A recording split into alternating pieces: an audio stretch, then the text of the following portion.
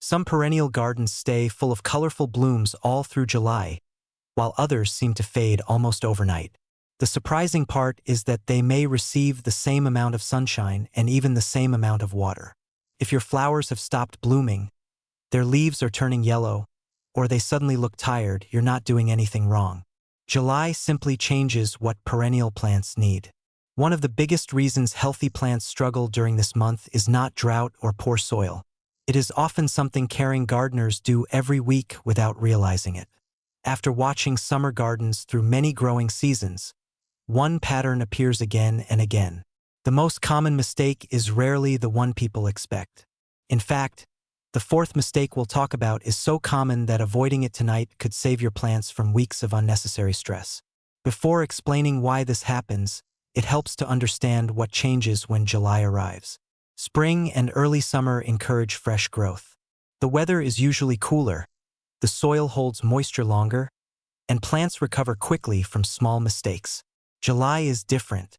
The days are hotter, the nights stay warm, and water disappears from the soil much faster. Even healthy perennial plants begin protecting themselves from heat. Some slow their growth. Others bloom less often to save energy. Many gardeners continue caring for their flowers exactly as they did in spring, expecting the same results. But the plants have already entered a different stage of the season. What worked a few weeks ago may now create extra stress. Once you understand this seasonal change, many common garden problems begin to make much more sense. One of the first mistakes is watering too often instead of watering deeply. When leaves droop during the afternoon, it is easy to think the plant needs more water right away. But many perennials naturally wilt for a short time during extreme heat, even when the soil still contains enough moisture. If you water lightly every day, the moisture stays close to the surface. The roots begin growing upward instead of deeper into the cooler soil below. Shallow roots dry out quickly, making plants even more dependent on frequent watering. Instead, check the soil before watering. If it feels dry several inches down, give the plant a slow, deep drink. Morning is usually the best time because the water has time to soak into the ground before the hottest part of the day. Learning the difference between temporary heat stress and true thirst can prevent many unnecessary watering sessions. Another common mistake is feeding plants while they are already struggling with heat. Fertilizer encourages fresh growth, and during cooler weather that can be very helpful. But tender new leaves are often the first to suffer during high temperatures. Instead of helping the plant, extra fertilizer may ask it to produce growth when it really needs to conserve energy. This is one of those moments when doing less often helps more. If your perennial already looks healthy, it may not need another feeding until the weather becomes cooler. Allowing the plant to rest during intense heat often leads to stronger growth later in the season. Patience is sometimes the best garden tool you have. Another quiet mistake comes from treating every part of the garden exactly the same. Even a small yard can have several different climates. A flower bed that receives full afternoon sun will behave differently from one protected by a nearby tree. Plants growing next to a brick wall may experience much higher temperatures because the wall reflects heat. Containers dry out much faster than plants growing directly in the ground. Raised beds also warm up more quickly during summer. Instead of following one watering schedule for the entire garden, spend a few minutes observing each area. Notice which plants dry first and which stay cooler longer. Small differences in location often explain why one plant thrives while another struggles only a few feet away. Now we come to the mistake that surprises many gardeners. When yellow leaves appear, the natural reaction is to remove them immediately. It feels like cleaning up the plant will help it recover. But leaves continue doing important work even when they are not perfect. They provide shade for stems and help protect the soil around the roots from direct sunlight. In many cases, the plant is also moving valuable nutrients out of older leaves before letting them fall naturally.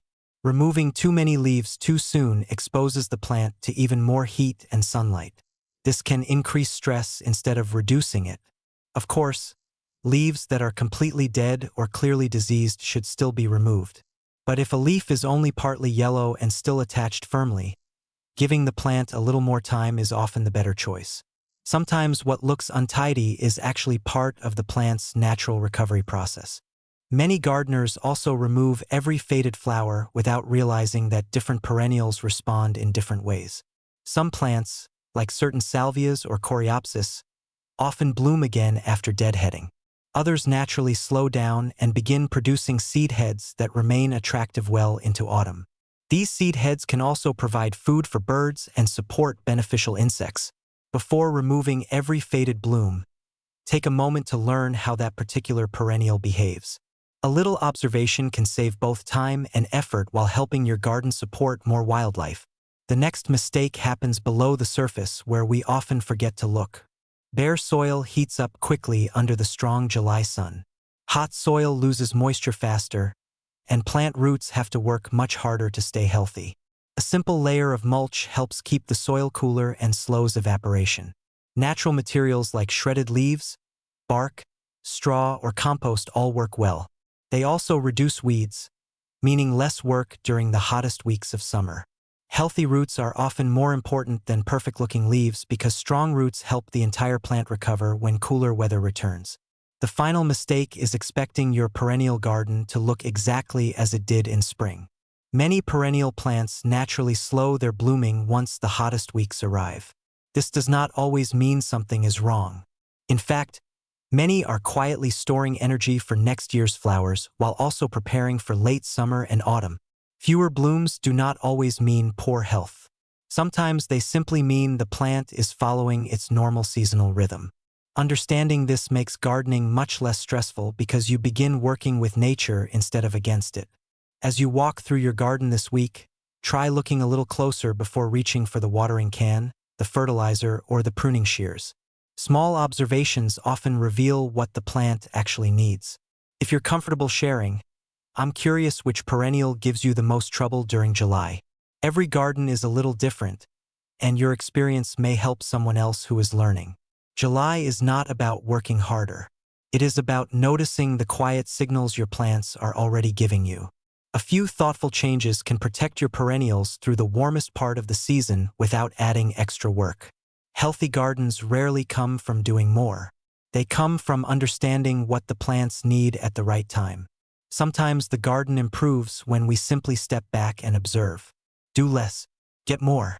Some perennial gardens stay full of colorful blooms all through July, while others seem to fade almost overnight. The surprising part is that they may receive the same sunshine and the same amount of water. If your flowers suddenly stop blooming or their leaves begin turning yellow, you're not doing anything wrong. July changes what perennial plants need, and one very common mistake may be quietly causing the problem. The fourth mistake surprises many gardeners, so stay with me because it could help your plants through the hottest weeks of summer. Before we explain why, it helps to understand what changes when July arrives. By July, the soil dries much faster than it did in spring.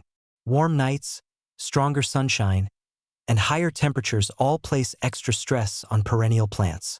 Many gardeners continue using the same routine they followed in April or May, but the plants are now in a different stage of growth. They are focused on surviving the heat rather than producing lots of new flowers.